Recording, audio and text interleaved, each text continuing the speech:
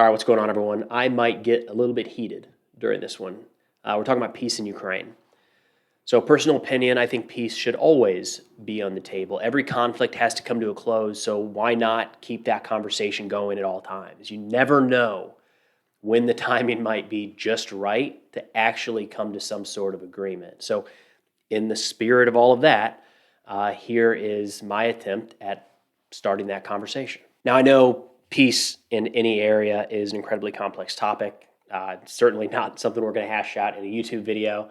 I mean, Elon Musk found this out a few weeks ago when he put up a tweet asking for some ideas on peace in Ukraine that didn't go well. I mean, I appreciate his trying to spark a conversation about the topic, but he kind of managed to piss everyone off. All right, not quite everyone, but when one side welcomes the peace deal and the other side denounces it, probably not the best direction to head in. So here we go.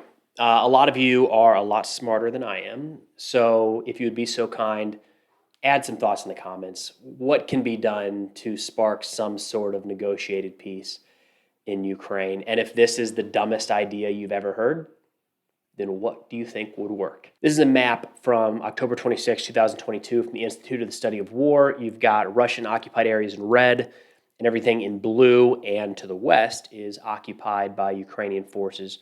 Now, as a disclaimer, those lines shift a lot. There's ongoing fighting all across the front. So think of this more as kind of a big picture view. Now, Russia threw a wrench into any potential peace deals recently when they annexed certain areas in eastern Ukraine, Luhansk, Donetsk, Zaporozhye, and Kherson. Now, Russia would say that these territories voted on joining the Russian Federation, and they are simply honoring the outcome of that election. Ukraine and the majority of the United Nations have labeled these as illegitimate elections, that those territories are illegally occupied portions of Ukraine. And as we sit here today, I can't imagine that either side is going to easily give on that point. So let's create a UN peacekeeping force that occupies that whole area. Russia moves back to their pre-2014 borders, and the residents of those areas determine their outcome. Maybe it's 1, 3, 5, 10 years, I don't know, after hostilities stop, but give the residents time to come home and start to rebuild their lives, and then give them the opportunity to vote whether they want to join Russia or stay as a part of Ukraine. That vote could be held and administered by the United Nations with observers from Ukraine, Russia, and any other number of countries to make sure that everything is done above board. And I got it. There is a crazy amount of details that would go into all of this, which seems like it could be right up the alley of an international organization of which Ukraine and Russia are both members. I mean, why not start the conversation somewhere, right? You never know what is actually going to work out.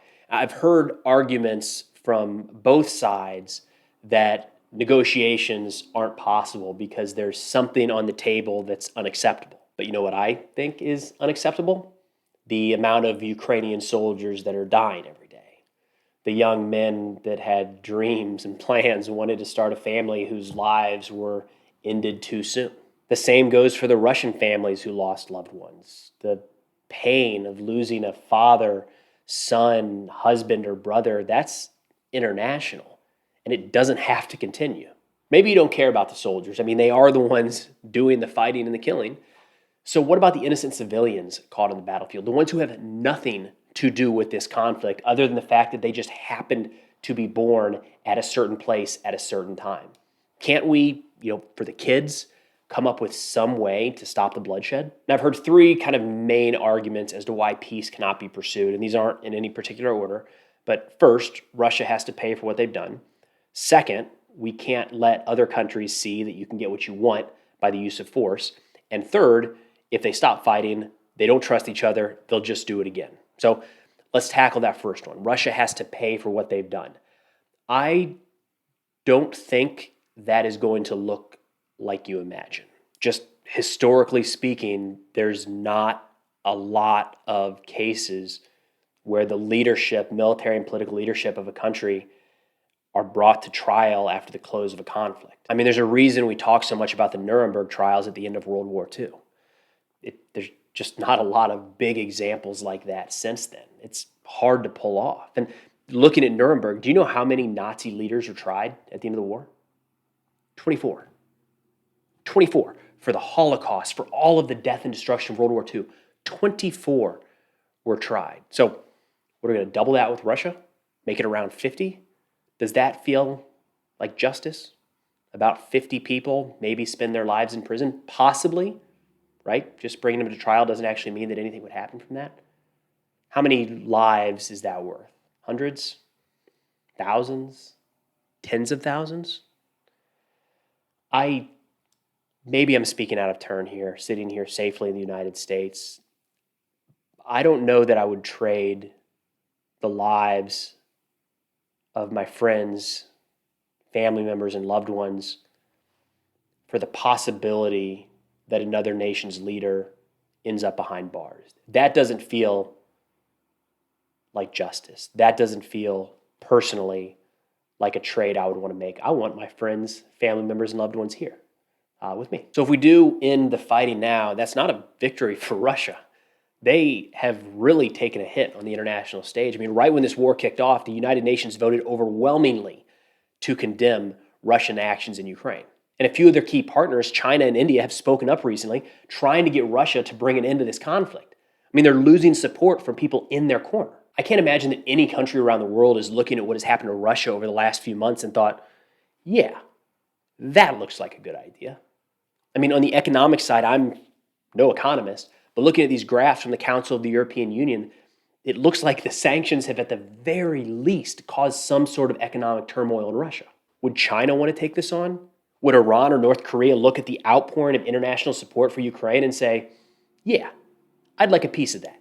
And in terms of Russia and Ukraine not trusting each other, potentially kicking off a conflict sometime after a peace deal goes into place, correct. I'm sure they don't trust each other. And there's nothing that either side is going to say today that is going to make that go away. But that doesn't mean that we have to continue the bloodshed. At the end of the day, peace benefits us all. Talks of peace recently have strangely been contentious, but I'll say it again. Every possible consideration to bring a conflict to a close needs to be discussed. Maybe this is the start of a conversation for some, probably isn't, but either way, it's a talk worth having.